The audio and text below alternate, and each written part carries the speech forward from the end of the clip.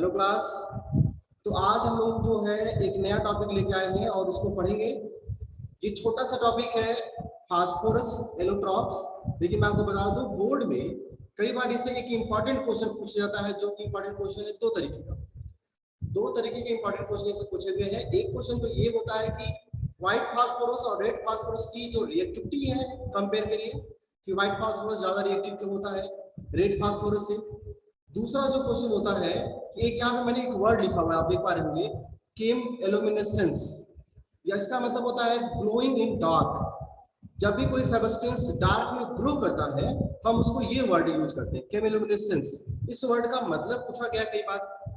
दूसरा ये जो छोटा सा क्वेश्चन बनता है इसमें कि हमेशा ही अगर हम व्हाइट फास्फोरस को इनर्ट एटमॉस्फेयर में हीट करेंगे तो कौन सा फास्फोरस बनेगा, जैसे कि रेड फास्फोरस है या फिर ब्लैक फास्फोरस ही बन सकता है। आप देख पा रहे हैं कि व्हाइट फास्फोरस को 473 केल्विन पे अगर हीट करते हैं तो बनता है बीटा ब्लैक फास्फोरस। ये अल्फा बीटा दोनों उसके फॉर्म है, किसके? ब्लैक फास्फोरस के। तो आज के लेक्चर में हम लोग जो है थोड़ा सा डिस्कस करेंगे कुछ सिंपल सी फिजिकल प्रॉपर्टी और एक छोटा सा रिएक्टिविटी जो टॉपिक है और छोटा सा एक स्ट्रक्चर है रेड फास्फोरस का और व्हाइट फास्फोरस का। ये बहुत ही छोटा सा टॉपिक है लेकिन इसमें कई बार क्वेश्चन पूछे गए हैं बोर्ड में भी, ठीक है, इसको ध्यान रखिएगा। चलिए शुरू करते हैं। सबसे पहले मैं आपको बता दूं व्हाइट जो फास्फोरस है एलोट्रॉप्स वो कई तरह के होते हैं, लेकिन कॉमनली जो जनरली हम पढ़ते हैं उसमें है व्हाइट फास्फोरस, रेड फास्फोरस और ब्लैक फास्फोरस। इन तीनों में व्हाइट फास्फोरस जो है वो सिंगल स्ट्रक्चर होता है, मतलब कि सिंगल यूनिट स्ट्रक्चर है, जबकि रेड फास्फोरस और ब्लैक फास्फोरस जो है एक पॉलीमेरिक स्ट्रक्चर होते हैं। इसीलिए पॉलीमेरिक स्ट्रक्चर होने की वजह से ही रेड फास्फोरस और ब्लैक फास्फोरस जो है वो लेस रिएक्टिव होते हैं, थोड़ा सा इनएक्टिव हो जाते हैं, क्योंकि पॉलीमेरिक स्ट्रक्चर जो है वो रिएक्टिविटी को प्रिवेंट कर देता है, स्टेबिलिटी ऑब्टेन कर देता है। व्हाइट फास्फोरस की अगर बात करें फिजिकल प्रॉपर्टी की तो आप देख पा रहे हैं ये ट्रांसलूसेंट वैक्सी सॉलिड होता है व्हाइट कलर का। ये पॉइजनस है, रिएक्टिविटी की वजह से ये पॉइजनस भी होता है, इजीली जो है रिएक्ट कर लेता है सब्सटेंस से, इसलिए पॉइजनस है। जब क्या देख रहे हैं रेड फास्फोरस वहीं पर क्या है, नॉन पॉइजनस है। अगर आप सॉल्युबिलिटी की बात करेंगे तो सॉल्युबिलिटी के हिसाब से व्हाइट फास्फोरस जो है ये वाटर में इनसॉल्युबल होता है, रेड फास्फोरस भी वाटर में इनसॉल्युबल होता है, लेकिन व्हाइट फास्फोरस कार्बन डाइसल्फाइड में सॉल्युबल होता है, जबकि रेड फास्फोरस कार्बन डाइसल्फाइड में इनसॉल्युबल। देख रहे हैं आप, इनसॉल्युबल। ये डिफरेंस हो गया solubility difference between red phosphorus and white phosphorus. ठीक, उसके अलावा ड्यू टू हाई रिएक्टिविटी जो व्हाइट फास्फोरस है वो इजीली जो है आग पकड़ लेता है, और दूसरा ये डार्क में ग्लो करता है। तो ग्लोइंग इन डार्क प्रॉपर्टी जो है हम बोलते हैं इसको केम इल्यूमिनेसेंस, मतलब इल्यूमिनेट हो जाना। केमिकली इल्यूमिनेट होने का मतलब ये हुआ, देखिए लिखा हुआ है यहाँ पे केम इल्यूमिनेसेंस, इसका मतलब ये हुआ कि केमिकली इल्यूमिनेट होना, मतलब कि यहाँ पर जो व्हाइट फास्फोरस है असल में वो एयर से रिएक्शन करता है, और एयर से रिएक्शन करने की वजह से वो क्या होता है, वो ग्लो करने लगता है, जलने लगता है। हम उसी को बोलते हैं chemically illuminating property, chemical illuminating property या फिर केम इल्यूमिनेसेंस।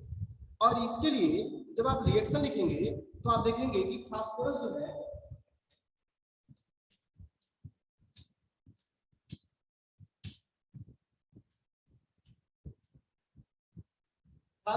है वो एयर के प्रेजेंस में ऑक्सीजन से रिएक्शन करके फास्फोरस पेंटाऑक्साइड का डाइमर है वो, ठीक है, फास्फोरस पेंटाऑक्साइड का प्रिपरेशन करता है, और इसी वजह से यहाँ पर ये क्या कर रहा है, ये बर्न हो रहा है। तो हमको अगर फास्फोरस को रखना हो, स्टोर करना हो, तो हम इसको रखते हैं कहाँ पे, पानी के अंदर। क्योंकि वाटर में ये इनसॉल्युबल भी है और वाटर से रिएक्शन भी नहीं करता, इसलिए इसको वाटर में ही स्टोर किया जाता है। जैसे आपने सुना होगा कि कुछ रिएक्टिव मेटल्स को हम लोग केरोसिन में स्टोर करते हैं, लाइक सोडियम और potassium, because of the reactivity. The same way जो फास्फोरस है stored in the water because it easily catches fire in the presence of air or oxygen and so the chemical illuminating property। ठीक है, तो ये आप देख पा रहे होंगे, एक इसकी प्रॉपर्टी ये हो गई। एक दूसरी इंपॉर्टेंट प्रॉपर्टी ये है, दूसरी सॉरी एक दूसरी प्रॉपर्टी ये है इसकी, दूसरी प्रॉपर्टी इसकी ये है कि जो फास्फोरस होता है, व्हाइट फास्फोरस, ये बॉइलिंग सोडियम हाइड्रोक्साइड में डिसॉल्व होके एक पॉइजनस गैस बनाता है जिसका नाम है फास्फीन गैस। इसका नाम है फास्फीन गैस। चलिए मैं आपको रिएक्शन दिखाता हूं।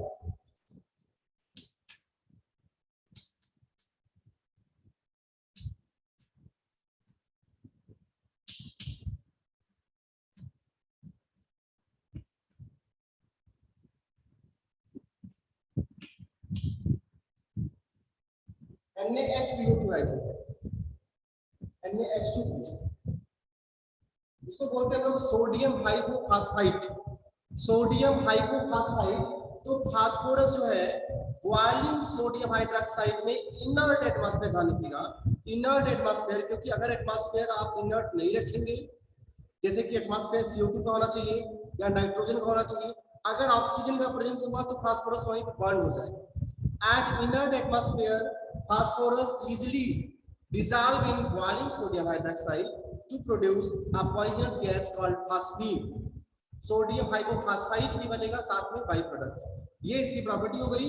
और इसका जो रिएक्टिविटी नेचर है ये स्ट्रक्चर के बेसिस पर एक्सप्लेन किया जाता है, जो कि मैं बनाने जा रहा हूं। देखिए स्ट्रक्चर देखिए,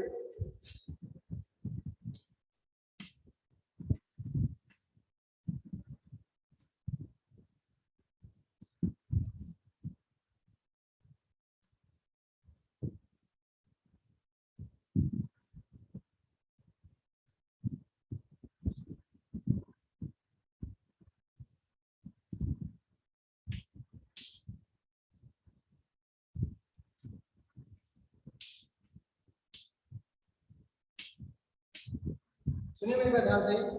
फास्फोरस चूंकि सिंगल मोनो स्ट्रक्चर है, जिसकी वजह से वहां पे फास्फोरस के जो बॉन्ड है, आप देख रहे हैं यहाँ पे ये P4 स्ट्रक्चर है, वहां पे एंगुलर स्ट्रेन 60 डिग्री का होता है।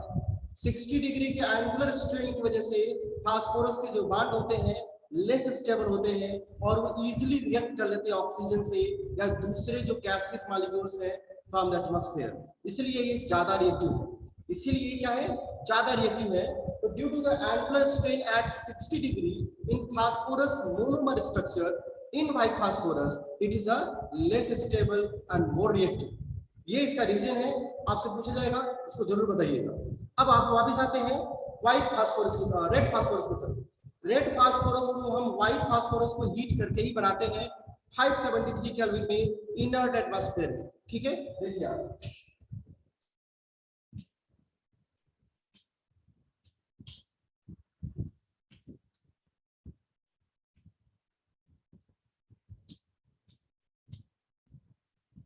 at 573 Kelvin temperature, white phosphorus being heated in inert atmosphere। तो मैं यहाँ पर लिखता हूँ कार्बन डाइऑक्साइड का atmosphere. In the presence of carbon dioxide atmosphere, white phosphorus जब हीट होता है तो कन्वर्ट हो जाता है रेड फास्फोरस। किसमें कन्वर्ट हो जाता है, रेड फास्फोरस में, और इस तरीके से रेड फास्फोरस बनता है। लेकिन ध्यान रखिएगा व्हाइट फास्फोरस को रेड फास्फोरस पे बदलते समय ये ब्लैक फास्फोरस जो है भी बनते रहते हैं, क्योंकि ये जो है 473 केल्विन पे ये बन जाएंगे। इसलिए हमेशा ही जब भी हम बनाते हैं व्हाइट फास्फोरस से रेड फास्फोरस, बीच में ब्लैक फास्फोरस के जो मोनोमर स्ट्रक्चर हैं, जैसे कि उसके जो मोनोक्लाइनिक रोम्बोहेड्रल जो स्ट्रक्चर्स होते हैं, सॉलिड की बात मैं कर रहा हूं, तो मोनोक्लाइनिक रोम्बोहेड्रल जो स्ट्रक्चर्स हैं, अल्फा बीटा जो एलोट्रोपिक फॉर्म है ब्लैक फास्फोरस का, वो भी साथ में बनता रहता है। ठीक है, वैसे तो बनाने के लिए हम यहाँ पर रेड फास्फोरस को हीट करके भी ब्लैक फास्फोरस बना सकते हैं, वो भी कौन सा वाला, अल्फा वाला। और रेड फास्फोरस की जगह पे व्हाइट फास्फोरस लेंगे तो बीटा ब्लैक बनेगा at a temperature of 473 kelvin. दूसरा, ये जो आप प्रोसीजर देख रहे हैं, इसको हमको कई दिनों तक हीट करना पड़ता है। कई दिनों तक हीट करने पर व्हाइट फास्फोरस को रेड फास्फोरस में कन्वर्ट कर सकते हैं। ठीक है, एट दिस टेम्परेचर। अब हम बात करते हैं कि रेड फास्फोरस व्हाइट फास्फोरस से लेस रिएक्टिव क्या हो।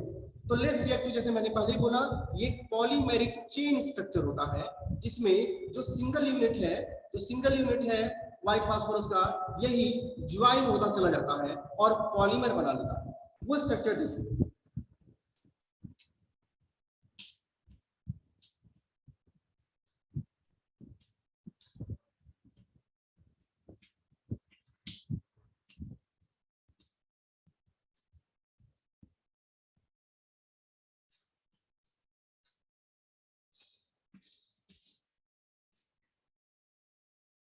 ठीक है, ये देखिए